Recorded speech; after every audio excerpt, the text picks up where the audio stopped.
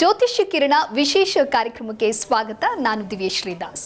ಇನ್ನು ನಮ್ಮ ಇವತ್ತಿನ ಕಾರ್ಯಕ್ರಮದಲ್ಲಿ ಮನುಷ್ಯ ಮತ್ತು ಆಹಾರ ಹಾಗೂ ಮನಸ್ಸಿನ ಕುರಿತು ಸಂಬಂಧ ಯಾವ ರೀತಿಯಾಗಿ ಇದೆ, ಹಾಗೆ ತೀರ್ಥಯಾತ್ರೆ ಅಥವಾ ಏನಾದರೂ ಪ್ರಯಾಣವನ್ನ ಮಾಡಬೇಕು ಅಂತ ಹೇಳಿದ್ರೆ ಯಾವ ದಿನ ಅದಕ್ಕೆ ಸೂಕ್ತವಾಗಿರುತ್ತೆ ಅನ್ನೋದರ ಕುರಿತು ಮಾತನಾಡ್ತಾ ಹೋಗೋಣ. ಇನ್ನು ಈ ಕುರಿತು ತಿಳಿಸಿಕೊಡಲು ಆಧ್ಯಾತ್ಮಿಕ ಚಿಂತಕರು ಮತ್ತು ವಂಶ ಪಾರಂಪರ್ಯ ಜ್ಯೋತಿಷಿಗಳು ಆಗಿರುವ ಪಂಡಿತ್ ನಾಗೇಶ್ ಗುರೂಜಿಯವರು ಇವತ್ತು ನಮ್ಮ ಜೊತೆಗಿದ್ದಾರೆ. ಸೊ ಬನ್ನಿ ಅವರನ್ನ ಕಾರ್ಯಕ್ರಮಕ್ಕೆ ಮೊದಲಿಗೆ ಸ್ವಾಗತಿಸೋಣ. ನಮಸ್ತೆ ಗುರೂಜಿ, ಕಾರ್ಯಕ್ರಮಕ್ಕೆ ಸ್ವಾಗತ. ನಮಸ್ಕಾರ. ವಾಗರ್ತ ಇವ ಸಂಪೃತೋ ವಾಗರ್ತಃ ಪತಿಪತೆಯ ಜಗತಃ ಪಿತರು ಒಂದೇ ಪಾರ್ವತಿ ಪರಮೇಶ್ವರು. ಇನ್ನು ಗುರುಜಿ, ಮೊದಲನೇದಾಗಿ ನಮ್ಮ ಒಂದು ಆರೋಗ್ಯ ಚೆನ್ನಾಗಿ ಇರಬೇಕು ಅಂತ ಹೇಳಿದ್ರೆ ಯಾವ ಆಹಾರಗಳ ಸೇವನೆಯನ್ನು ಮಾಡಬೇಕು, ಸಸ್ಯಾಹಾರಿ ಅಥವಾ ಮಾಂಸಾಹಾರಿ, ಈ ಕುರಿತು ತಿಳಿಸಿಕೊಡೋದಾದರೆ? ಮುಖ್ಯವಾಗಿ ಆಹಾರ ಪದ್ಧತಿಗಳನ್ನು ಹೇಗೆ, ಯಾವ ವಿಷಯದಿಂದ, ಯಾವ ಆಹಾರದಿಂದ ನಾವು ಏನನ್ನು ಸೇವಿಸಿದಾಗ ನಮ್ಮ ದೇಹಕ್ಕೆ ಸಂಬಂಧಪಡುವಂಥದ್ದ, ಮನಸ್ಸಿಗೆ ಸಂಬಂಧಪಡುವಂಥದ್ದ ಅಥವಾ ನಮ್ಮ ಜ್ಞಾನಕ್ಕೆ ಸಂಬಂಧಪಡುವಂಥದ್ದ ಅನ್ನುವಂಥದ್ದು ನಿನ್ನೆ ಎಪಿಸೋಡ್ನಲ್ಲೇ ಸಂಪೂರ್ಣವಾಗಿ ಎಲ್ಲ ವಿಷಯಗಳು ತಿಳಿಸ್ಕೊಟ್ಟಿದ್ದೀವಿ.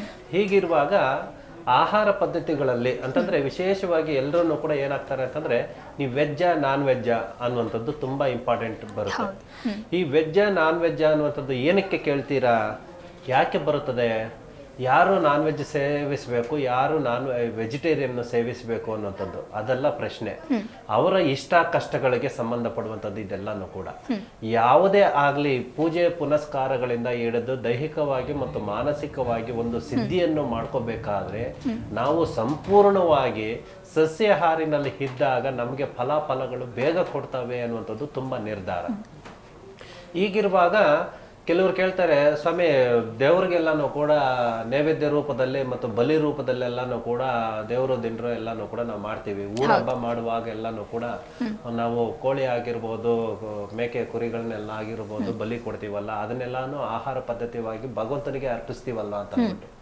ಅಂದ್ರೆ ಇಲ್ಲಿ ನಾವೇನ್ ಮಾಡ್ತಾ ಇದೀವಿ ಅಂತಂದ್ರೆ ನಮ್ಮನ್ನು ನಾವು ಅರ್ಥಿಕೊಳ್ಳುವುದಕ್ಕೋಸ್ಕರ ನಾವು ದೇವರ ಹೆಸರನ್ನು ಹೇಳಿಕೊಂಡು ನಾವು ಅದನ್ನ ಸೇವಿಸ್ತಾ ಇದ್ದೀವಿ. ಬಟ್ ಭಗವಂತನಿಗೆ ಏನು, ಭಗವಂತನಿಗೆ ಅರ್ಪಿಸ್ತಾ ಇದ್ದೀವಿ ಅಷ್ಟೇ, ಬಿಟ್ರೆ ಅದನ್ನ ನಾವು ತಿಂತಾ ಇರೋದು. ಆದ ಕಾರಣದಿಂದ ನಾವಿಲ್ಲಿ ಏನ್ ಮಾಡ್ಬೇಕು ಅಂತಂದ್ರೆ ನಮಗೆ ಏನು ಬೇಕು, ನಮ್ಮ ಜ್ಞಾನಕ್ಕೆ ಏನು ಬೇಕು, ಭಗವಂತನಿಗೆ ಏನು ಬೇಕು ಅನ್ನುವಂಥದ್ದು ಸಂಪೂರ್ಣವಾಗಿ ನಾವು ತಿಳ್ಕೊಂಡಾಗ ಈ ವೆಜ್ಜು ನಾನ್ ವೆಜ್ಜು ಅನ್ನೋ ಮಾತೇ ಬರೋದಿಲ್ಲ. ಯಾಕಂತಂದ್ರೆ ಭಗವಂತನ ಎಲ್ಲರನ್ನು ಕೂಡ ಪ್ರೀತಿಸ್ತಾನೆ. ಭಗವಂತನ ನಾನ್ ವೆಜ್ ತಿನ್ನೋನಾದರೂ ಸರಿ, ಒಂದು ವೆಜಿಟೇರಿಯನ್ ತಿನ್ನೋನಾದರೂ ಸರಿ, ಇಲ್ಲಿ ಎರಡು ಪದಗಳಲ್ಲ, ಎಲ್ಲನೂ ಕೂಡ ಒಂದೇನೆ. ಆಗಿದ್ರೂ ಕೂಡ ಭಗವಂತನ ನಾವು ಹೇಗೆ ಬೇಗ ತಲುಪಬೇಕು, ನಮ್ಮ ನಿರ್ಧಾರಗಳನ್ನು, ನಮ್ಮ ಸಂಕಲ್ಪವನ್ನು ಬೇಗ ಸಕ್ಸಸ್ ಮಾಡ್ಕೊಳ್ಳಬೇಕು. ಹೇಗೆ ಅಂತಂದ್ರೆ ನಾವು ವೆಜಿಟೇರಿಯನ್ ಆಹಾರದಿಂದ ನಮ್ಮ ಮನಸ್ಸಿನ ಸ್ಥಿತಿಗತಿಯನ್ನು ನಾವು ಸಂಪೂರ್ಣವಾಗಿ ನಮ್ಮ ಹತೋಟಿನಲ್ಲಿ ಇಟ್ಕೊಳ್ಳೋದಕ್ಕೆ ಒಂದು ಸುಲಭವಾದ ಉಪಾಯ. ಹೇಗೆ ಅಂತಂದ್ರೆ ನಾವು ವೆಜಿಟೇರಿಯನ್ ತಿಂದಾಗ ನಮ್ಮ ಆರೋಗ್ಯದ ಬಲ ಹೇಗಿರುತ್ತದೆ, ನಮ್ಮ ಜ್ಞಾನದ ಬಲ ಹೇಗಿರುತ್ತದೆ ನೀವೇ ನಿರ್ಧಾರ ಮಾಡ್ಕೊಳ್ಳಿ. ನಾನ್ ವೆಜ್ ತಿಂದಾಗ ನಮ್ಮ ಆರೋಗ್ಯದ ಫಲ ಹೇಗಿರುತ್ತದೆ, ನಮ್ಮ ಮತ್ತು ಜೀವನಕ್ಕೆ ಬೇಕಾಗಿರುವಂತಹ, ನಮ್ಮ ಜ್ಞಾನಕ್ಕೆ ಬೇಕಾಗಿರುವಂತಹ ಜ್ಞಾನ ವೃದ್ಧಿ ಇರುವಂಥದ್ದು ಅಡೆತಡೆಗಳು ಎಷ್ಟಾಗ್ತವೆ. ಈ ಎರಡರಲ್ಲಿ ನಮಗೆ ನಾವು ಅಂತಂದ್ರೆ ಹರಿವೇ ಗುರು ಅಂತ ಹೇಳ್ತಾರೆ. ಅಂತಂದ್ರೆ ಇನ್ನೊಬ್ರು ಹೇಳಿಕೊಟ್ಟು ನಮಗೆ ಜ್ಞಾನ ಬರುವಂಥದ್ದಲ್ಲ. ನಾವು ಸಮಾಜದಲ್ಲಿ ನಾವು ಒಬ್ಬ ಗಣ್ಯ ವ್ಯಕ್ತಿ ಆಗ್ಬೇಕು, ನಾವು ಒಳ್ಳೆಯವರು ಆಗ್ಬೇಕು ಅಂತ ಅನ್ಕೊಂಡ್ರೆ, ಯಾವ ವ್ಯಕ್ತಿ ತಾನು ತನ್ನಲ್ಲಿ ನಾನು ಒಳ್ಳೆಯವನು ಆಗ್ಬೇಕು ಅಂತ ಅನ್ಕೋತಾನೋ ಆಗಿನಿಂದ ಅವನು ಮಾಡುವ ಒಂದೊಂದು ತಪ್ಪು ಕೂಡ ಅವನಿಗೆ ಪಾಠ ಆಗುತ್ತದೆ. ಹಾಗೆ ಈ ವೆಜ್ ನಾನ್ ವೆಜ್ ವಿಷಯದಲ್ಲಿ ಅವರವರಿಗೆ ಸಂಬಂಧಪಟ್ಟದ್ದು, ಅವರ ಜ್ಞಾನಕ್ಕೆ ಸಂಬಂಧಪಟ್ಟದ್ದು, ಅವರ ಖುಷಿಗೆ ಸಂಬಂಧಪಟ್ಟದ್ದು. ಇದನ್ನ ಮಾಡಿದಾಗ ಯಾರು ಹೇಳಿಕೆ ಆಗ್ಲಿ, ಯಾರು ಇನ್ನೊಬ್ಬರು ಹೇಳ್ಕೊಟ್ಟು ನಾವು ಮಾಡುವಂಥದ್ದು ಅಲ್ಲ. ಹೀಗೆ ನಮ್ಮ ವೆಜಿಟೇರಿಯನ್ ಇಂದ ಸಂಪೂರ್ಣವಾಗಿ, ನಮ್ಮ ಉಪವಾಸದಿಂದ ಸಂಪೂರ್ಣವಾಗಿ ನಾವು ಭಗವಂತನ ತಲುಪೋದಕ್ಕೆ ಒಂದು ಸುಲಭವಾದ ಮಾರ್ಗ, ಒಂದು ಹೈವೇ ರೋಡ್ ಅಂತ ತಿಳ್ಕೊಳ್ಳೋಣ. ಹೀಗೆ ಹೈವೇ ರೋಡಲ್ಲಿ ಹೋದಾಗ ಎಷ್ಟು ಸ್ಪೀಡಲ್ಲಿ ಹೋಗ್ತೀವಿ ಮತ್ತು ಎಷ್ಟು ಬೇಗ ನಮ್ಮ ಗುರಿಯನ್ನು ತಲುಪ್ತೀವಿ. ಅದೇ ಕಾಡು ಮೇಡು ಅಂದ್ರೆ ಒಂದು ಹಳ್ಳ ಕೊಳ್ಳ ಇರುವಂತಹ ರೋಡ್ನಲ್ಲಿ, ಸಣ್ಣ ರೋಡ್ನಲ್ಲಿ ಹೋದಾಗ ನಾವು ತಲುಪುವಂತಹ ಗುರಿ ಆಗಿರ್ಬೋದು, ದಾರಿ ಆಗಿರ್ಬೋದು ಮತ್ತು ನಮ್ಮ ಸ್ಟ್ರೆಂತ್ ಅನ್ನುವಂಥದ್ದು ಕಳ್ಕೊಳ್ತೀವಿ. ನಾವು ಹೋಗ್ಬೇಕಾಗಿರುವಂತಹ ಜಾಗಕ್ಕೆ ಬೇಗ ತಲುಪೋಕ್ಕಾಗೋದಿಲ್ಲ. ಹಾಗೆ ಈ ವೆಜ್ ನಾನ್ ವೆಜ್ ಎಲ್ಲನೂ ಕೂಡ ನಾವು ಅನ್ಕೊಂಡಂತಹ ಸಂಕಲ್ಪವನ್ನು ಬೇಗ ಸಿದ್ಧಿ ಮಾಡ್ಕೋಬೇಕು ಅಂತಂದ್ರೆ ನಾವು ಭಗವಂತನಿಗೆ ಏನು ಬೇಕೋ ಅದನ್ನ ನಾವು ಸಂಪೂರ್ಣವಾಗಿ ಅರ್ಪಿಸಬೇಕಾಗುತ್ತದೆ. ಯಾಕಂದ್ರೆ ವೆಜಿಟೇರಿಯನ್ ಇಂದ ಸಂಪೂರ್ಣವಾಗಿ ನಮಗೆ ಫಲ ಅನ್ನುವಂಥದ್ದು ಕೊಡುವಂಥದ್ದು ಅನ್ನುವಂಥದ್ದು ಈ ಮುಖಾಂತರದಿಂದ ನಾವು ತಿಳಿಸ್ಕೊಡ್ಬಹುದು. ಓಕೆ, ಯಾವ ರೀತಿಯ ಆಹಾರವನ್ನ ಸೇವನೆ ಮಾಡಬೇಕು ಅನ್ನೋದ್ರ ಕುರಿತು ತಿಳಿಸ್ಕೊಟ್ಟಿದ್ದೀರಾ. ಇನ್ನು ಕೆಲವರು ಉಪವಾಸವನ್ನ ಮಾಡ್ತಾ ಇರ್ತಾರೆ. ಹೀಗೆ ಉಪವಾಸವನ್ನ ಮಾಡೋದ್ರಿಂದ ಮನಸ್ಸಿಗೆ ಹೇಗೆ ಶಾಂತಿ ಹಾಗೂ ನೆಮ್ಮದಿ ದೊರೆಯುತ್ತೆ? ಉಪವಾಸ ಮಾಡೋದ್ರಿಂದ ನೆಮ್ಮದಿ ಶಾಂತಿ ಹೇಗೆ ಅಂತಂದರೆ, ನಾವು ನರಳುತ್ತಾ ಇರುವಂತಹ ಅನಾರೋಗ್ಯ ವಿಷಯದಲ್ಲಿ ಒಂದು ಯಾವುದೇ ಒಂದು ಕಾಯಿಲೆಗಳಿಂದ ಅಂದರೆ ಯಾವುದೇ ಒಂದು ಅನಾರೋಗ್ಯಕ್ಕೆ ಸಂಬಂಧಪಟ್ಟಾಗ ನಾವು ಡಾಕ್ಟ್ರು ಹಾಸ್ಪಿಟ್ಲ್ಗೆ ಹೋದಾಗ ಏನು ಹೇಳ್ತಾರೆ, ಗಂಜಿ ರೂಪದಲ್ಲಿ ದ್ರವ ರೂಪದಲ್ಲಿ ಆಹಾರ ಸೇವಿಸಿ ಮತ್ತು ಹಾಲು ಬ್ರೆಡ್ ತಿನ್ನಿ ಅಂತಾರೆ ಪ್ರಥಮವಾಗಿ. ಹಾಗೆ ನಮಗೆ ಪ್ರತಿಯೊಂದನ್ನು ಕೂಡ ಡಾಕ್ಟ್ರ್ ಹತ್ರ ಹೋಗದಿರನೇ ಆಹಾರ ಪದ್ಧತಿಗಳಿಂದ ನಾವು ಎಲ್ಲ ಕಾಯಿಲೆಗಳನ್ನು ಕೂಡ ಸರಿಪಡಿಸ್ಕೊಳ್ಳುವಂತಹ ಸಾಮರ್ಥ್ಯ ನಮ್ಮಲ್ಲೇ ಇದ್ದಾವೆ. ಒಂದು ಎರಡನೇದಾಗಿ ಮಾನಸಿಕವಾಗಿ ಮತ್ತು ನಮಗೆ ಆಗ್ತಾ ಇರುವಂತಹ ಸಮಸ್ಯೆಗಳನ್ನು ಪರಿಹಾರ ಮಾಡಿಕೊಳ್ಳುವುದಕ್ಕೋಸ್ಕರ ನಾವು ಆಹಾರ ಪದ್ಧತಿಯಿಂದ ಸಂಪೂರ್ಣವಾಗಿ ಎಲ್ಲ ಥರದಲ್ಲೂ ಕೂಡ ನಮ್ಮ ನೆಮ್ಮದಿಯ ಜೀವನ ನಡೆಸ್ಕೊಳ್ಳೋದಕ್ಕೋಸ್ಕರ ಒಂದು ಯೋಗ, ಮೆಡಿಟೇಷನ್ನು, ಪ್ರಾಣಾಯಾಮ ಮತ್ತು ಪ್ರತಿದಿನ ನಾವು ಮಾಡುವಂತಹ ಸೂರ್ಯ ನಮಸ್ಕಾರದಿಂದ ನಮಗೆ ಈ ವೆಜಿಟೇರಿಯನ್ ಆಹಾರದಿಂದ ಸಂಪೂರ್ಣವಾಗಿ ಒಂದು ಹೊಸ ಚೈತನ್ಯ ಬರುವುದಕ್ಕೆ, ಒಂದು ಹೊಸ ಆರೋಗ್ಯದ ದೃಷ್ಟಿ ಮತ್ತು ಆಯುಷನ್ನು ವೃದ್ಧಿ ಮಾಡಿಕೊಳ್ಳುವುದಕ್ಕೋಸ್ಕರನೂ ಕೂಡ ಈ ಒಂದು ಆಹಾರ ಪದ್ಧತಿಯನ್ನು ಗಮನದಲ್ಲಿ ಇಟ್ಟುಕೊಂಡು ನಾವು ಸೇವಿಸಬೇಕಾಗುತ್ತದೆ. ಓಕೆ ಗುರುಜಿ, ಇನ್ನು ಸಾಕಷ್ಟು ಜನ ವಿದೇಶ ಪ್ರಯಾಣ ಆಗಿರಬಹುದು, ತೀರ್ಥಯಾತ್ರೆಯನ್ನು ಹೋಗಬೇಕು, ತೀರ್ಥಯಾತ್ರೆ ಪ್ರಯಾಣವನ್ನು ಮಾಡಬೇಕು ಅಂತ ಸಾಕಷ್ಟು ಜನ ಅಂದ್ಕೊಂಡಿರ್ತಾರೆ. ಆದರೆ ಅದಕ್ಕೆ ಸರಿಯಾದ ಸಮಯ ಅನ್ನೋದು ಬರ್ತಾ ಇರೋದಿಲ್ಲ. ಹಾಗಾಗಿ ಯಾವ ದಿನವನ್ನು ಅವರು ಆಯ್ದುಕೊಂಡ್ರೆ ಆ ಒಂದು ಪ್ರಯಾಣವನ್ನು ಮಾಡಬಹುದು, ಈ ಕುರಿತು ತಿಳಿಸಿಕೊಡೋದಾದರೆ? ಮುಖ್ಯವಾಗಿ ಪ್ರಯಾಣಕ್ಕೆ ಸಂಬಂಧಪಡುವಂಥದ್ದು ಯಾವುದೇ ವಿಷಯದಲ್ಲಾಗಿರ್ಬೋದು, ವಿದೇಶ ಪ್ರಯಾಣ ಆಗಿರ್ಬೋದು, ತೀರ್ಥಕ್ಷೇತ್ರಗಳಾಗಿರ್ಬೋದು, ಅಥವಾ ಒಂದು ಹುಡುಗ ನೋಡೋದಕ್ಕಾಗಲಿ ಹುಡುಗಿ ನೋಡೋದಕ್ಕಾಗಲಿ ಪ್ರಯಾಣ ಮಾಡುವಂಥದ್ದು ಆಗಿರ್ಬೋದು, ಅಥವಾ ದೂರದ ಸಂಬಂಧಿಗಳನ್ನು ಮಾತಾಡಿಸೋದಕ್ಕೋಸ್ಕರ ಯಾವುದಾದ್ರೂ ಒಂದು ರೂಪದಲ್ಲಿ ಮನೆಯಿಂದ ಹೆಜ್ಜೆ ಹೊರಗಡೆ ಆಗ್ತಾ ಇದ್ದೀವಿ ಅಂತಂದಾಗ, ವಿಶೇಷವಾಗಿ ದಿನಗಳು ಅನ್ನೋದಕ್ಕಿಂತ ರಾಹು ನಕ್ಷತ್ರಗಳು ಅಂತಂದರೆ ರಾಹು ಕೇತುವಿಗೆ ನಕ್ಷತ್ರಗಳು ಸಂಬಂಧಪಡುವಂತಹ ಅಡೆತಡೆಗಳು ಹೇಗೆ ನಾವು ಕಂಡುಹಿಡ್ಕೊಳ್ತೀವಿ? ಈ ರಾಹುಕಾಲ, ಗುಳಿಕಾಲ, ಯಮಗಂಟ ಕಾಲ ಅನ್ನೋಂಥದ್ದು ನೋಡ್ತೀವಿ. ಈ ರಾಹುಕಾಲ, ಗುಳಿಕಾಲ, ಯಮಗಂಟ ಕಾಲ ಆ ದಿನದ ಕೆಲಸ ಕಾರ್ಯಗಳಿಗೆ ಮಾತ್ರನೇ ಸಂಬಂಧಪಡುತ್ತದೆ. ನಾವು ಇಂಪಾರ್ಟೆಂಟ್ ಅಂತಂದರೆ ಲೈಫ್ ಟೈಮ್ ಒಂದು ಟರ್ನಿಂಗ್ ಪಾಯಿಂಟ್ಗಳಿಗೆ ಸಕ್ಸಸ್ ಮಾಡ್ಕೊಳ್ಳೋದಕ್ಕೋಸ್ಕರ ಒಂದು ತೀರ್ಥಯಾತ್ರೆ ಆಗಿರ್ಬೋದು, ವಿದೇಶ ಪ್ರಯಾಣ ಆಗಿರ್ಬೋದು, ಒಂದು ಕಂಕಣ ಭಾಗ್ಯ ನೋಡೋಕ್ಕೆ ಹೋಗೋದು, ಇದನ್ನು ಕೂಡ ಲೈಫ್ ಟೈಮ್ ಪ್ರಯತ್ನ. ಲೈಫ್ ಟೈಮ್ನಲ್ಲಿ ಒಂದು ಸಕ್ಸಸ್ ಮಾಡ್ಕೊಳ್ಳೋದಕ್ಕೋಸ್ಕರ ಇವುಗಳನ್ನೆಲ್ಲನೂ ಕೂಡ ರಾಹುಕಾಲ, ಗೋಳಿಕಾಲ, ಯಮಗಂಟ ಕಾಲ ನೋಡಿದ್ರೇ ಸಾಕಾಗಲ್ಲ. ಮತ್ತು ದಿನದ ವಾರಗಳು ಅಂತಂದರೆ ಭಾನುವಾರ, ಸೋಮವಾರ, ಮಂಗಳವಾರ, ಬುಧವಾರ, ಗುರುವಾರ, ಶುಕ್ರವಾರ, ಶನಿವಾರ, ಈ ವಾರಗಳು ನೋಡಿದ್ರೆ, ದಿನಗಳು ನೋಡಿದ್ರೆ ಸರಿ ಹೋಗೋದಿಲ್ಲ. ವಿಶೇಷವಾಗಿ ಇವುಗಳಿಗೆ ಪ್ರಯಾಣಕ್ಕೆ ಸಂಬಂಧಿಸಿದಂತೆ ನಕ್ಷತ್ರಗಳು ಅಂತ ಬರ್ತಾಯಿವೆ. ಈ ನಕ್ಷತ್ರಗಳನ್ನು ಪಾಲನೆ ಮಾಡಿದಾಗ ಪ್ರತಿಯೊಬ್ಬರಲ್ಲೂ ಕೂಡ ಕ್ಯಾಲೆಂಡರ್ ಇರ್ತೈತೆ. ಇವಾಗ ಪ್ರತಿಯೊಬ್ಬರಲ್ಲೂ ಕೂಡ ಫೋನ್ ಮುಖಾಂತರದಿಂದನೂ ಕೂಡ ನೋಡ್ಕೋಬೋದು, ಪಂಚಾಂಗದ ಮುಖಾಂತರದಿಂದ ನೋಡ್ಕೋಬೋದು.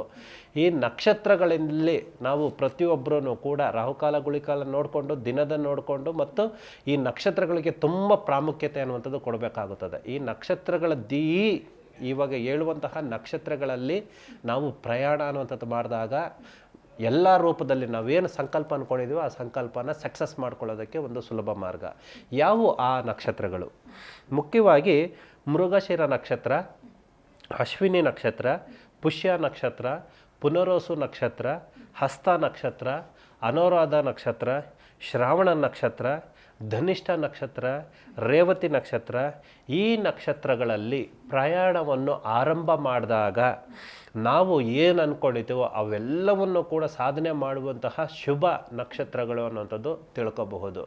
ಈ ನಕ್ಷತ್ರಗಳಿಗೆ ಸಂಬಂಧಪಡುವಂತಹ ದಿನವನ್ನು ಆಯ್ಕೆ ಮಾಡಿಕೊಂಡು ಆ ದಿನ ಮನೆಯಿಂದ ಹೊರಗಡೆ ಹೋಗೋಕ್ಕಿಂತ ಮುಂಚಿತವಾಗಿ ಇಷ್ಟ ದೇವರು ಮತ್ತು ಕುಲದೇವರಿಗೆ ಪೂಜೆ ಪುನಸ್ಕಾರ ಅಂತದ್ದು ಮಾಡಿ ಒಂದು ನಮಸ್ಕಾರ ಮಾಡಿಕೊಂಡು, ಕರ್ಪೂರ ಹಚ್ಚಿ ನಮಸ್ಕಾರ ಮಾಡಿಕೊಂಡು ಹೆಜ್ಜೆ ಹಾಕಿದಾಗ 100% ಈ ನಕ್ಷತ್ರಗಳಲ್ಲಿ ಒಂದು ಶುಭ ಫಲ ಅನ್ನುವಂಥದ್ದು ದಕ್ಕಿಸ್ಕೋಬಹುದು. ನಮ್ಮ ಇವತ್ತಿನ ಕಾರ್ಯಕ್ರಮದಲ್ಲಿ ಇವತ್ತಿನ 12 ರಾಶಿಗಳ ಭವಿಷ್ಯ ಯಾವ ರೀತಿಯಾಗಿದೆ ಅಂತ ಹೇಳಿ ಗುರೂಜಿಯ ಜೊತೆಗೆ ಮಾತನಾಡೋಣ.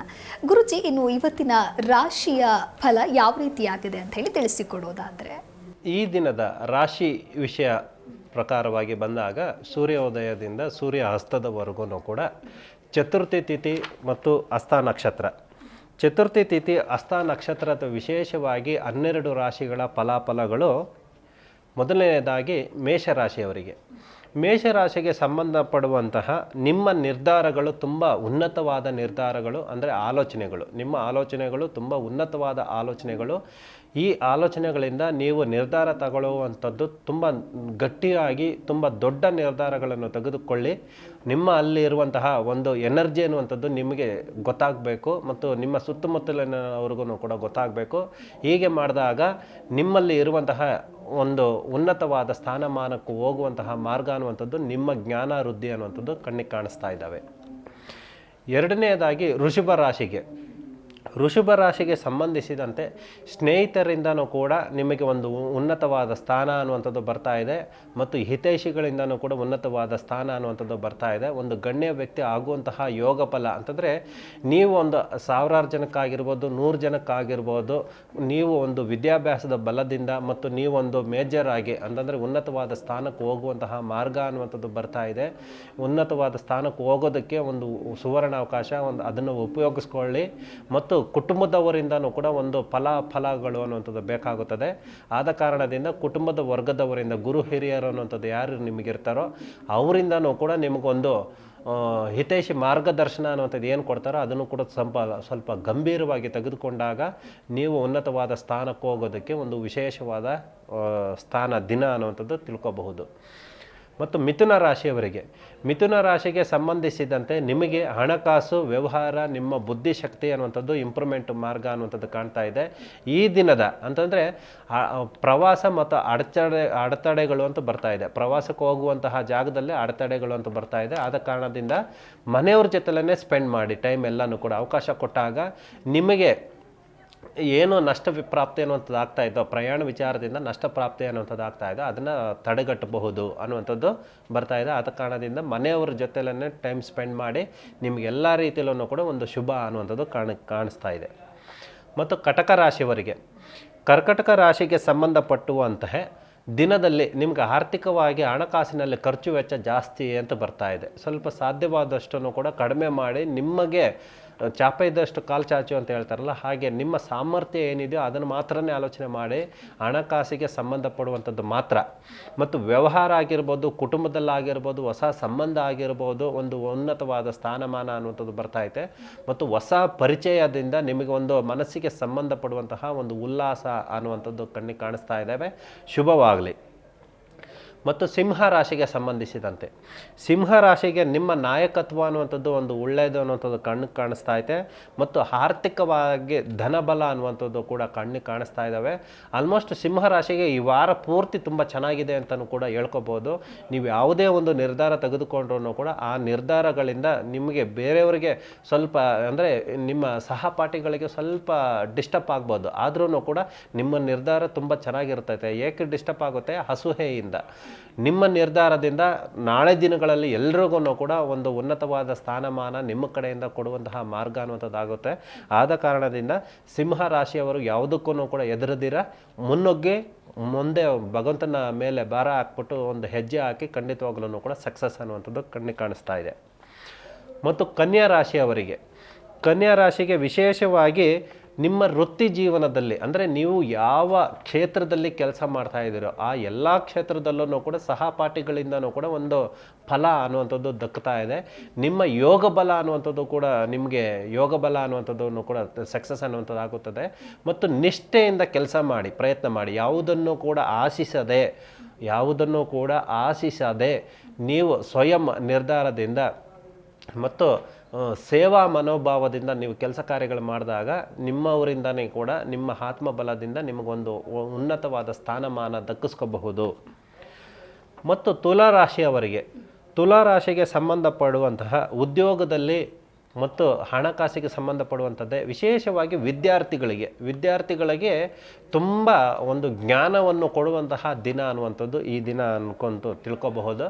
ಮತ್ತು ಹೆಚ್ಚು ಟೈಮ್ ಕೊಡಿ, ಸಾಧ್ಯವಾದಷ್ಟು ಕೂಡ ಫೋನ್ ಆಗಲಿ, ಟಿ ವಿ ಆಗಲಿ, ಬೇರೆಯವ್ರ ಜೊತೆ ಹರಟೆ ಹೊಡುವಂಥದ್ದಾಗಲಿ, ಒಂದು ಸಮಯ ಸಂದರ್ಭ ಅನ್ನುವಂಥದ್ದು, ಒಂದು ಆಟ ಆಡುವಂಥದ್ದು ಟೈಮು ಅಂತ ಸ್ಪೆಂಡ್ ಮಾಡುವಂಥದ್ದಾಗಲಿ ಸಪ್ರೇಟ್ ಇಟ್ಟು ಪ್ರತಿಯೊಬ್ಬರೂ ಕೂಡ ವಿದ್ಯಾಭ್ಯಾಸದಲ್ಲಿ ಯಾವುದೇ ಒಂದು ವಿದ್ಯಾಭ್ಯಾಸ ಸ್ಟೂಡೆಂಟ್ಗೆ ಮಾತ್ರ ಅಲ್ಲ, ಬೇರೆಯವರು ಕೂಡ ಒಂದು ಯಾವುದಾದ್ರೂ ಒಂದು ಕಾದಂಬರಿಗಳನ್ನ ಓದುವಂಥದ್ದು, ಬುಕ್ಕನ್ನು ಓದುವಂಥದ್ದು, ಒಂದು ವಿದ್ಯಾಭ್ಯಾಸಕ್ಕೆ ಜ್ಞಾನಕ್ಕೆ ಸಂಬಂಧಪಡುವಂಥದ್ದನ್ನು ಸ್ವಲ್ಪ ಹೆಚ್ಚು ನೀವು ಪ್ರಯತ್ನ ಪಟ್ಟಾಗ ನಿಮ್ಮನ್ನು ನೀವು ಅರ್ಥಕೊಳ್ಳೋದಕ್ಕೂ ಒಂದು ಸುಲಭ ಉಪಾಯ ಅನ್ನುವಂಥದ್ದು ತಿಳ್ಕೊಬಹುದು. ಒಂದು ಆರೋಗ್ಯದ ವಿಷಯದಲ್ಲೂ ಕೂಡ ಶಾಂತವಾದ ದಿನ ಇವತ್ತು ಎಲ್ಲ ರೂಪದಲ್ಲೂ ಕೂಡ ಒಂದು ಉನ್ನತವಾದ ಸ್ಥಾನಕ್ಕೆ ಹೋಗಬಹುದು.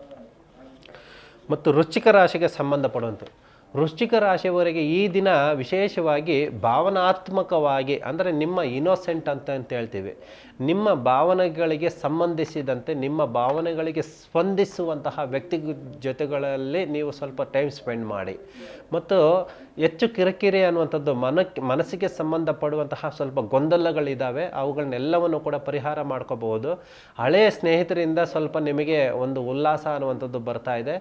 ಅದೇ ರೂಪದಲ್ಲಿ ನಿಮ್ಮ ಅನಿಸಿಕೆಗಳು, ನಿಮ್ಮ ಭಾವನೆಗಳು, ನಿಮ್ಮ ಒಡನಾಟಗಳು, ನಿಮ್ಮ ಕ್ಯಾರೆಕ್ಟರ್ ಹೇಗಿದ್ದಾವೋ ಅಂಥವ್ರನ್ನ ಆಯ್ಕೆ ಮಾಡಿಕೊಂಡಾಗ ನೀವೊಂದು ಏನೋ ಒಂದು ಅಚೀವ್ ಮಾಡಿಕೊಳ್ಳುವಂಥ ನಿಮ್ಮ ಗೋಲ್ ಅನ್ನೋದಕ್ಕೆ ಒಂದು ಬರ್ತೈತೆ, ಗೋಲ್ ಸಕ್ಸಸ್ ಮಾಡ್ಕೊಳ್ಳೋದಕ್ಕೆ ಒಂದು ಸುಲಭ ಉಪಾಯ ಅನ್ನುವಂಥದ್ದು ಕಂಡುಕೋಬಹುದು. ಮತ್ತು ಧನುಸು ರಾಶಿಯವರಿಗೆ ವಿಶೇಷವಾಗಿ ಈ ದಿನ ವ್ಯಾಪಾರಕ್ಕೆ ಕೈ ಹಾಕಿದವರು, ಹೊಸದಾಗಿ ವ್ಯಾಪಾರಕ್ಕೆ ಕೈ ಹಾಕಿದವರು ತುಂಬ ವಿಶೇಷವಾಗಿರುತ್ತೆ. ಮತ್ತು ವ್ಯವಸಾಯದಲ್ಲಿ ಸಂಬಂಧಪಡುವಂತಹದವ್ರಿಗೂ ಕೂಡ ಒಂದು ಉನ್ನತವಾದ ಸ್ಥಾನಮಾನ ಅನ್ನೋದು ಬರ್ತೈತೆ. ಮತ್ತು ನೀವು ನಿಮ್ಮ ಕಡೆಯಿಂದ ಸಾಧ್ಯವಾದಷ್ಟು ನಿಮ್ಮ ಮಕ್ಕಳಿಗಾಗಿರ್ಬೋದು ಮತ್ತು ಮೂಕ ಪ್ರಾಣಿಗಳಿಗಾಗಿರ್ಬೋದು ಸ್ವಲ್ಪ ದಾನ ಮಾಡುವಂಥದ್ದಾಗಲಿ, ಅಥವಾ ಅವರಿಗೆ ಏನು ನೀಡ್ಸ್ ಅನ್ನುವಂಥದ್ದು ಏನು ಇರುತ್ತೆ, ಮಕ್ಕಳಿಗೆ ಆಟಿಕೆಗಳು ವಸ್ತುಗಳಾಗಿರ್ಬೋದು, ಒಂದು ಪುಸ್ತಕಗಳಾಗಿರ್ಬೋದು, ಮತ್ತು ಅವರಿಗೆ ಏನು ಬೇಕು ಅನ್ನುವಂಥದ್ದು ಆಹಾರದ ವಿಷಯದಲ್ಲಾಗಿರ್ಬೋದು, ನೀವು ಏನು ಸಾಧ್ಯವಾಗುತ್ತೋ ಅದನ್ನು ಮಕ್ಕಳಿಗೆ ಮತ್ತು ಮೂಕ ಜೀವಿಗಳಿಗೆ ದಾನದ ರೂಪದಲ್ಲಿ ಕೊಟ್ಟಾಗ ನೀವು ಈ ದಿನ ಒಂದು ವಿಶೇಷವಾದ ಸ್ಥಾನಮಾನ, ಒಂದು ಗೌರವವನ್ನು ಆಧ್ಯಾತ್ಮಿಕವಾಗಿ ಒಂದು ಮೋಕ್ಷ ಪಡ್ಕೊಳ್ಳೋದಕ್ಕೆ ದಾರಿ ಅನ್ನುವಂಥದ್ದು ಕೂಡ ಕಂಡುಕೋಬಹುದು. ಮತ್ತು ಮಕರ ರಾಶಿಯವರು ಈ ದಿನ ಸ್ವಲ್ಪ ಶ್ರಮ ಪಡಬೇಕು. ತುಂಬ ಶ್ರಮ ಪಟ್ಟರೆ ನಿಮಗೆ ಪ್ರತಿಫಲ ಸಿಗೋದಕ್ಕೆ ಸಾಧ್ಯ. ಒಂದು ನಿಮ್ಮ ಸುತ್ತಮುತ್ತಲ ಇರುವಂತಹ ಜನ ಆಗಿರ್ಬೋದು, ಸಂಬಂಧಿಕರಲ್ಲಾಗಿರ್ಬೋದು, ಸ್ವಲ್ಪ ನಿಮ್ಮನ್ನು ತುಳಿಯೋದಕ್ಕೆ ಪ್ರಯತ್ನ ಪಡ್ತಾರೆ. ಅಂತಂದರೆ ನಿಮ್ಮ ಮೇಲೆ ಸ್ವಲ್ಪ ಅಸೂಹೆ ಅನ್ನುವಂಥದ್ದು ಕಣ್ಣಿಗೆ ಕಾಣಿಸ್ತಾ ಇದೆ. ಅಂತಂದರೆ ಯಾರಾದರೂ ಬೆಳೀತಾ ಇದ್ದಾರೆ ಅಂತಂದರೆ ಅವ್ರಿಗೆ ಕಣ್ಣು ದೃಷ್ಟಿ ಆಗುವಂಥದ್ದು ಸಹಜ. ಆದ ಕಾರಣದಿಂದ ಮನೆ ಕುಟುಂಬದಲ್ಲಿ ಯಾರು ದೊಡ್ಡವರು ಇರ್ತಾರೋ ಅವ್ರಗಳ ಕೈಯಿಂದ ಸ್ವಲ್ಪ ದೃಷ್ಟಿ ತೆಗೆಸ್ಕೊಳ್ಳುವಂತಹ ಮಾರ್ಗದಿಂದ ನಿಮಗೆ ಒಂದು ಉನ್ನತವಾದ ಸ್ಥಾನ, ನಿಮಗೆ ಯಾರ ಕಡೆಯಿಂದನೂ ಕೂಡ ಒಂದು ಮಾನಾಪಮಾನಗಳ ಆಗದೇ ಇರೋ ರೀತಿಯಲ್ಲಿ ಸ್ವಲ್ಪ ತಡೆ ಹಿಡಿಬಹುದು.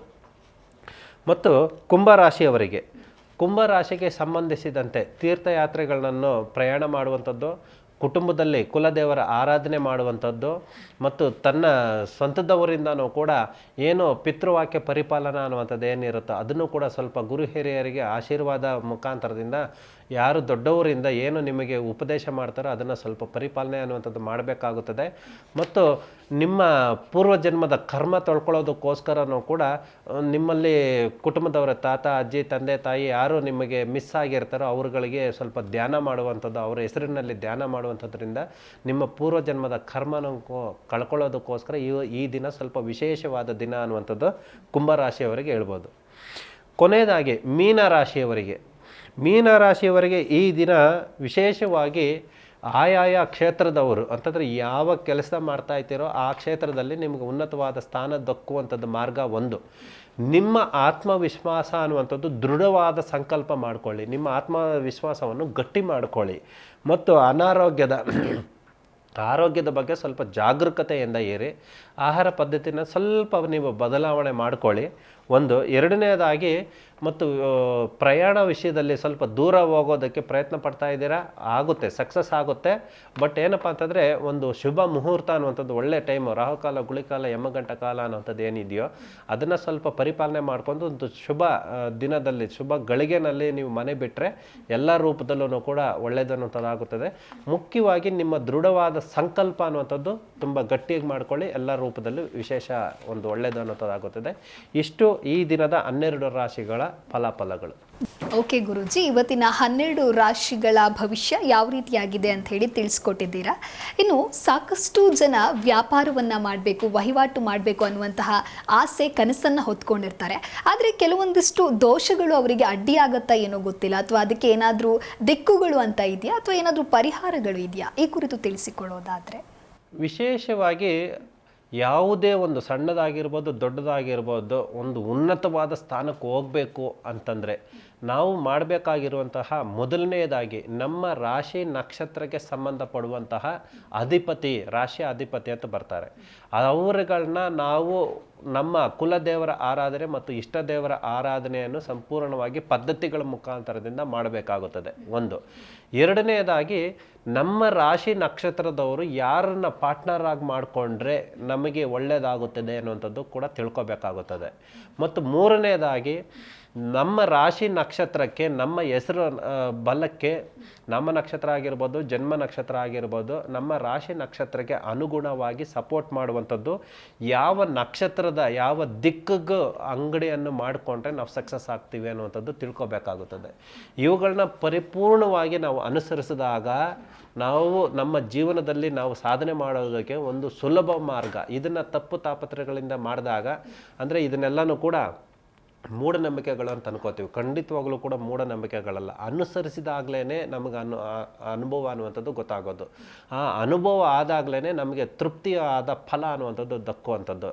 ನಾವೇನು ಅಂದ್ಕೊಂಡಿದ್ದೀವೋ ಅದನ್ನು ಸಾಧನೆ ಮಾಡಿಕೊಳ್ಳೋದಕ್ಕೋಸ್ಕರ, ಆ ಗುರಿಯನ್ನು ತಲುಪುವುದಕ್ಕೋಸ್ಕರ ಈ ರಾಶಿ ನಕ್ಷತ್ರ ಫಲದಿಂದ ಮತ್ತು ನಮ್ಮ ಪಾರ್ಟ್ನರ್ಗಳ ಹೆಸರು ಬಲಗಳಿಂದ ನಮಗೆ ಎಷ್ಟು ನಮ್ಮೊಟ್ಟಿಗೆ ಫಲ ಕೊಡುತ್ತದೆ, ಜನವಶೀಕರಣ ಹೇಗೆ ನಮಗಾಗುತ್ತದೆ, ಹಣಕಾಸಿನಲ್ಲಿ ಲಕ್ಷ್ಮೀ ಕಟಾಕ್ಷ ಹೇಗೆ ದಕ್ಕುತ್ತದೆ, ಇವೆಲ್ಲವನ್ನು ಕೂಡ ಪರಿಗಣನೆ ಮಾಡಬೇಕಾಗುತ್ತದೆ.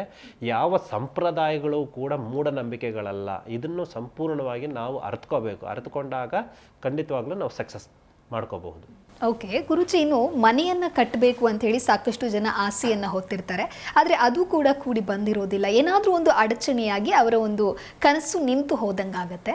ಯಾಕಿರ್ಬೋದು? ಇದಕ್ಕೆ ಏನಾದರೂ ದೋಷಗಳಿದೆಯಾ, ಅಥವಾ ದೋಷಗಳು ಇದ್ದರೆ ಅದಕ್ಕೆ ಇರ್ತಕ್ಕಂತಹ ಪರಿಹಾರಗಳನ್ನು ತಿಳಿಸಿಕೊಡೋದಾದರೆ. ಮುಖ್ಯವಾಗಿ ಮನೆ ಕಟ್ಟೋದಕ್ಕೆ, ಒಂದು ಆಸ್ತಿ ತಗೊಳ್ಳೋದಕ್ಕೆ, ಒಂದು ಜಮೀನು ತಗೊಳ್ಳೋದಕ್ಕೆ, ಒಂದು ಸೈಟ್ ತಗೊಳ್ಳೋದಕ್ಕೆ ನಮಗೆ ಯೋಗ ಬಲ ಇದೆಯಾ ಇಲ್ವಾ ಹೇಗೆ ತಿಳ್ಕೋಬೇಕು?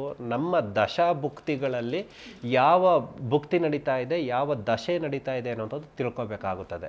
ಅದರಲ್ಲಿ ನಮಗೆ ಯೋಗ ಬಲ ಇದೆ ಅಂತಂದಾಗ ನಾವು ಏನನ್ನು ಪರಿಗಣನೆ ಮಾಡಬೇಕು? ನೆಕ್ಸ್ಟು ಯಾವ ನಕ್ಷತ್ರದಲ್ಲಿ ನಾವು ಕೈ ಹಾಕಿದ್ರೆ ನಾವು ಸಕ್ಸಸ್ ಆಗ್ತೀವಿ ಅನ್ನೋಂಥದ್ದು ತಿಳ್ಕೊಬೇಕಾಗುತ್ತದೆ. ಮುಖ್ಯವಾಗಿ ದಶಾ ಭುಕ್ತಿನಲ್ಲಿ ನಮಗೆ ಯೋಗ ಬಲ ಇದೆಯಾ ಇಲ್ವಾ ಅನ್ನೋಂಥದ್ದು ತಿಳ್ಕೊಬೇಕಾಗುತ್ತದೆ. ಅದರಲ್ಲಿ ತಿಳ್ಕೊಂಡಾಗ, ಅದರಲ್ಲಿ ಯೋಗ ಬಲ ಇದೆ ಅಂತ ಬಲ ಬಂದಾಗ ನೆಕ್ಸ್ಟ್ ನಾವು ನಕ್ಷತ್ರಗಳ ಆಧಾರದ ಮೇಲೆ, ಅಂದರೆ ಅನುರಾಧ ನಕ್ಷತ್ರ, ಉತ್ತರ ನಕ್ಷತ್ರ, ಪುಷ್ಯ ನಕ್ಷತ್ರ, ರೇವತಿ ನಕ್ಷತ್ರ, ರೋಹಿಣಿ ನಕ್ಷತ್ರ, ಮೃಗಶಿರ ನಕ್ಷತ್ರ, ಹಸ್ತ ನಕ್ಷತ್ರ, ಚಿತ್ತ ನಕ್ಷತ್ರ, ಅಶ್ವಿನಿ ನಕ್ಷತ್ರ, ಈ ನಕ್ಷತ್ರಗಳಲ್ಲಿ ನಾವು ಹೆಜ್ಜೆ ಹಾಕಿದಾಗ ಈ ನಕ್ಷತ್ರಗಳ ದಿನಗಳಲ್ಲಿ ನಾವು ಒಂದು ಸೈಟ್ ತಗೊಳ್ಳೋಕ್ಕಾಗ್ಬೋದು, ಮನೆ ಕಟ್ಟೋದಕ್ಕೆ ಪಾಯ ಹಾಕುವಂತಹ ಮುಹೂರ್ತ ಆಗ್ಬೋದು, ಮತ್ತು ಒಂದು ಜಮೀನು ತಗೊಳ್ಳೋದಕ್ಕೆ, ಒಂದು ವ್ಯವಹಾರಕ್ಕೆ ಕೂತ್ಕೊಳ್ಳುವಂತಹ ದಿನ ಆಗಿರ್ಬೋದು. ಇದು ಮಾಡಿದಾಗ ಖಂಡಿತವಾಗ್ಲೂ ನಾವು ಸಕ್ಸಸ್ ಕಂಡ್ಕೋಬಹುದು. ಓಕೆ ಗುರುಜಿ, ಇನ್ನು ಸಾಕಷ್ಟು ಜನಕ್ಕೆ ಒಳ್ಳೆಯ ಕೆಲಸ ಇರುತ್ತೆ, ವ್ಯಾಪಾರ ವಹಿವಾಟಿಂದ ಲಾಭವನ್ನು ಪಡಿತಾ ಇರ್ತಾರೆ. ಆದರೆ ಹಣಕಾಸಿನ ವಿಚಾರಕ್ಕೆ ಅಂತ ಬಂದಾಗ ಆ ಹಣ ಬಂದಿರುವಂಥದ್ದು ನಿಲ್ಲೋದಿಲ್ಲ, ಖರ್ಚಾಗಿ ಹೋಗ್ತಾ ಇರುತ್ತೆ. ಹಾಗಾಗಿ ಅವರು ಮಾಡಿರುವಂತಹ ಕೆಲಸಕ್ಕೆ ಫಲ ಏನು ಅನ್ನೋ ಒಂದು ಪ್ರಶ್ನೆ ಕೂಡ ಎದುರಾಗುತ್ತೆ. ಹಾಗಾಗಿ ಇದಕ್ಕೆ ಏನು ಸಮಸ್ಯೆ ಇರಬಹುದು? ಹಣಕಾಸಿಗೆ ಸಂಬಂಧಪಡುವಂತಹ ಲಕ್ಷ್ಮಿ ಕಟಾಕ್ಷ ಅಂತ ಹೇಳ್ತೀವಿ. ಹೇಗೆ ನಮಗೆ ವೃದ್ಧಿ ಆಗುತ್ತೆ, ಹೇಗೆ ಸಕ್ಸಸ್ ಆಗುತ್ತೆ ಅಂತಂದರೆ, ಪ್ರಥಮವಾಗಿ ಮನೆ ಕುಟುಂಬದಲ್ಲಿ ಇರುವಂತಹ ಹೆಣ್ಮಗಳು ನಗುತ್ತಾ ಖುಷಿಯಿಂದ ಇರಬೇಕು. ತಾಯಿ ಆಗ್ಬೋದು, ಹೆಂಡತಿ ಆಗಿರ್ಬೋದು, ಅತ್ತಿಗೆ ಆಗಿರ್ಬೋದು, ಸೊಸೆ ಆಗಿರ್ಬೋದು, ಮಗಳಾಗಿರ್ಬೋದು, ಅಜ್ಜಿ ಆಗಿರ್ಬೋದು, ಯಾವುದಾದ್ರೂ ಸರಿ, ಮನೆಯಲ್ಲಿ ಇರುವಂತಹ ಹೆಣ್ಮಗಳು ಎಷ್ಟು ಖುಷಿಯಿಂದ ಇರ್ತಾಳೋ ಅಷ್ಟು ಖುಷಿಯಿಂದ ಲಕ್ಷ್ಮಿ ಅನ್ನುವಂಥದ್ದು ನಮಗೆ ಒಲಿದು ಬರುತ್ತದೆ ಪ್ರಥಮ.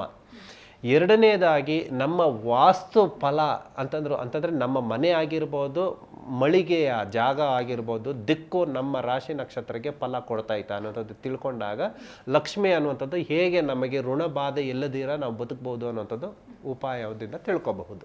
ಓಕೆ ಗುರುಜಿ, ಇನ್ನು ನಮ್ಮ ಇವತ್ತಿನ ಕಾರ್ಯಕ್ರಮಕ್ಕೆ ಆಗಮಿಸಿ ಸಾಕಷ್ಟು ಅರ್ಥಗರ್ಭಿತ ವಿಚಾರಗಳನ್ನು ನಮ್ಮೊಂದಿಗೆ ಹಂಚಿಕೊಂಡಿದ್ದೀರಾ. ಧನ್ಯವಾದಗಳು ಗುರುಜಿ ಕಾರ್ಯಕ್ರಮಕ್ಕೆ ಆಗಮಿಸಿದ್ದಕ್ಕಾಗಿ. ಸರ್ವೇ ಜನ ಸುಖಿನೋ ಭವಂತು. ಶಿವೋಹಂ.